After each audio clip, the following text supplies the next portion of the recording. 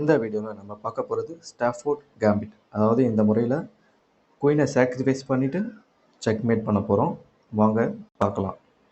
First opponent பார்த்தீங்கன்னா பானை E4 போடுறாரு, நம்ம பானை E5 போடுவோம். நெக்ஸ்ட்டு நைட்டை டெவலப் பண்ணுறாரு, நம்ம நைட்டை டெவலப் பண்ணிக்கலாம். ஸோ நைட்டை வச்சு பானை கேப்சர் பண்ணிட்டாரு. ஓகே, நம்ம அடுத்து இன்னொரு நைட்டை டெவலப் பண்ணிக்கலாம்.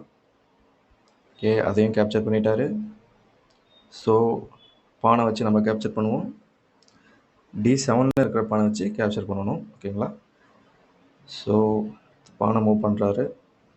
ஸோ நம்ம பிஷப்பை டெவலப் பண்ணிக்கலாம். ஓகேங்களா? அவங்களும் பிஷப்பை டெவலப் பண்ணுறாங்க. ஸோ இப்போ தான் நம்ம சாக்ரிஃபைஸ் பண்ண போகிறோம். ஓகேங்களா? இந்த நைட்டை வச்சு பானை கேப்சர் பண்ணுவோம். ஓகேங்களா? இப்போ குயின் ஈஸியாக கிடைக்குது, குயினை கேப்சர் பண்ணிவிடுவாங்க. ஸோ இப்போ தான் பார்த்தீங்கன்னா பிஷப்பை யூஸ் பண்ணி செக் போடுறோம். ஓகேங்களா? ஸோ அவரால் ரைட் சைடு வர முடியாது, ஒன்லி இந்த ஒயிட் ஸ்கொயரில் தான் வர முடியும். ஓகேங்களா? இப்படி வந்தவுடனே அகைன் இன்னொரு பிஷப் வச்சு செக்மேட் பண்ணுறோம். ஓகேங்களா? Thank you guys. பிடிச்சிருந்தா லைக் பண்ணுங்கள், சப்ஸ்கிரைப் பண்ணுங்கள். தேங்க்யூ.